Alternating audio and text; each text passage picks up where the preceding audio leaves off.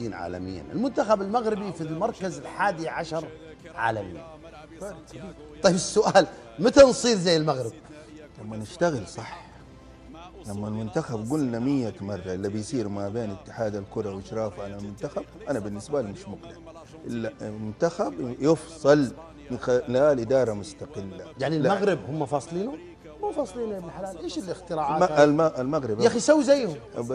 محترفين في كل الدنيا، انا عندي محترفين وغيره. كيف يطلعوا؟ انا حتى المحترف، كيف يطلعوا المواهب؟ انا حتى المحترف الوحيد لما خرج من نادي لنادي شلته برا. طيب كيف المواهب؟ المحترف الوحيد كيف يطلعون مواهب؟ اللي عندي. هم يطلعوا مواهب كيف؟ يطلعوا مواهب لانهم محترفين في الخارج. يا اخي اترك المحترفين اللي في الخارج، انت تطلع، انت تصدر قبل ما تزرع. ايش الزرع اللي يزرعوه؟ ابو بدر، منتخب المغرب تعال شوف كم لاعب يلعب في الدوريات يا الاوروبيه. يا عزيزي، اول شيء عندهم اكاديميه، وعندهم يطلعوا لعيبه، وعندهم تنظيم. لا صرفوا اللي صرفناه ولا يعني نتائجهم افضل. بدر، القرارات اللي بتحصل عندنا في كرة كلها يعني ردات فعل واستجابه، لكن تخطيط وتنظيم من الاساس مفقود تماما. ونحن قاعدين ندور في حلقه مفرغه، ننتظر التصحيح. شيل المدرب وحط مدرب، شيل والى اخره. والمدرب ده شاطر، والمدرب ده لا عيد لي ريناد، لا مو صحيح. وريني الخطه الواضحه المستقبليه للكره السعوديه، للمنتخبات السعوديه، غير موجوده اطلاقا. كابتن ابراهيم العنقري، المغرب ال11 عالميا واحنا ال59، كيف نصير في طريق المغرب؟ بصراحه انا ما شايف، يعني هم ماشيين بطريقه مختلفه عن طريقتنا. لا، هو لازم يكون عندك مهاجرين. المنتخب المغربي يا ابو بدر 17 لاعب مهاجر يعيش في اوروبا، مولود ويعيش في اوروبا. ليست القضيه صناعه اللاعبين في المغرب. عدد اللاعبين في المنتخب المغربي 3 إلى 4 اللي يتكونوا في المغرب، اما البقيه كلهم مكونين ويلعبون وتطوروا في اوروبا.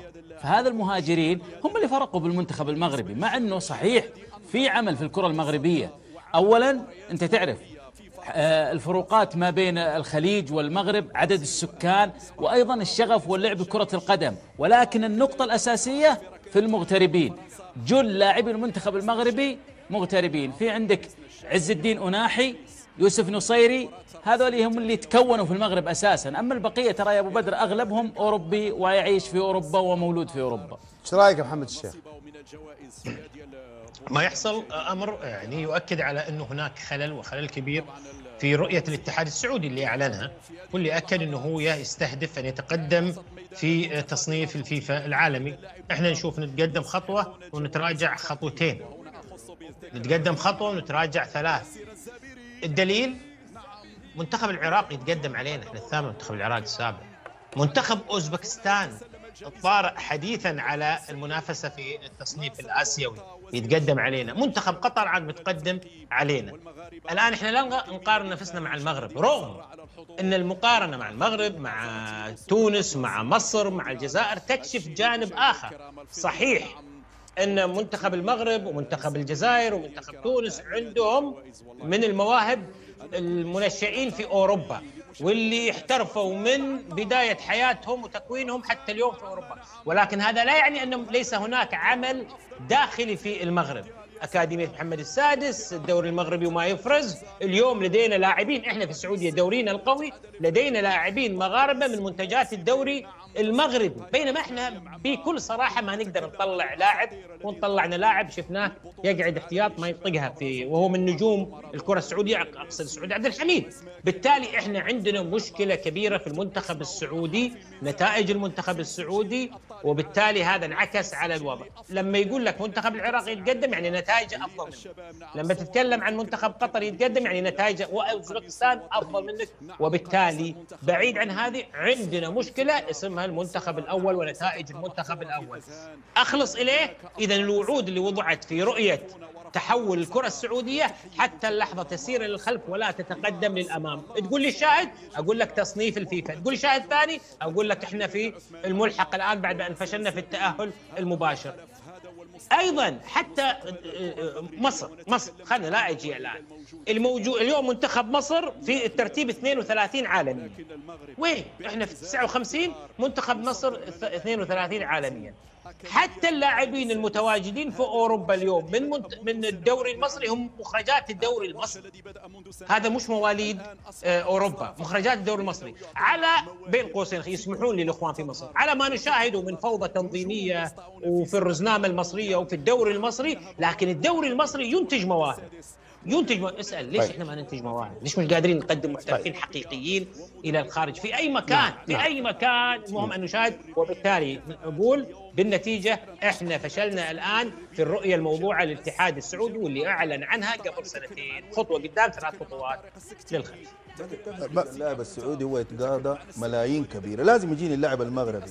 هنا اللاعب السعودي المبالغ الان اللي تدور في تعاقدات اللاعبين كبيرة جدا لا يمكن يلقاها في أي مكان، فبالتالي يفضل البقاء داخليا.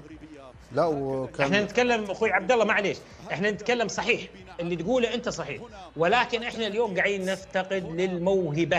نفتقد للموهبة، ومع ذلك اللي يعزز كلام اخوي عبد الله على قلة وشح المواهب ما يتقاضاه هذا اللي لا يصنف موهبة، لا يتقاضاه اللاعب اللي افضل منا عربيا. نعم. واليوم في دوريات، ولو برضه في البنية التحتية ما شاء الله افتتحوا الآن مؤخرا ملعب مولاي عبد الله في الرباط، صراحة استاد هذا أول افتتاح له، صراحة ملعب عظيم ستايل أوروبي. كابتن سمير خليني أسألك، تجربة المغرب ليه هذا النجاح اللافت؟ هو أول حاجة عندهم نظامين، أول حاجة عندهم سقف للمرتبات الخاصة باللعيبة المغاربة، يعني ما يزيدوش عن سقف معين. احنا عندنا مثلا هتكلم مثلا في مصر، عندنا في لعيبة في مصر بياخدوا أكتر من لعيبة محترفين مثلا في إيطاليا وفي البرتغال. فأول حاجة عملوا سقف للمرتبات بتاعت اللعيبة. رقم 2 حاطين شروط واضحة جدا للاحتراف خاصة من صغار السن، يعني أي واحد بيجي له بمبلغ معين. الاتحاد المغربي بقيادة طبعا فوزي لقجع اللي هو عامل سياسه ممتازه للكره المغربيه سواء على الانديه حتى كره السيدات والشباب، عندهم نظام معين للاحتراف. اول ما الناشئ يوصل 16 سنه ويجي له عقد احتراف بيطلعه فورا بره، ومش بيبقى قرار النادي، لا بيبقى قرار الاتحاد نفسه. ليه؟ لان هو بيبص مستقبلا عاوز الريفاند بتاعه من اللعيبه يرجعوا. ثالث حاجه طبعا البنيه التحتيه اللي عملها، خاصه مثلا فرقه زي جيش الملك المغربي عنده كومبلكس مجمع كامل بالملاعب بالتجهيزات الخاصه بتاعتها. رابع حاجه هو جايب نظام معين للتدريب، بمعنى المدرسه اللي بتدرب الناشئين من الناشئين اللي هو الشباب لغايه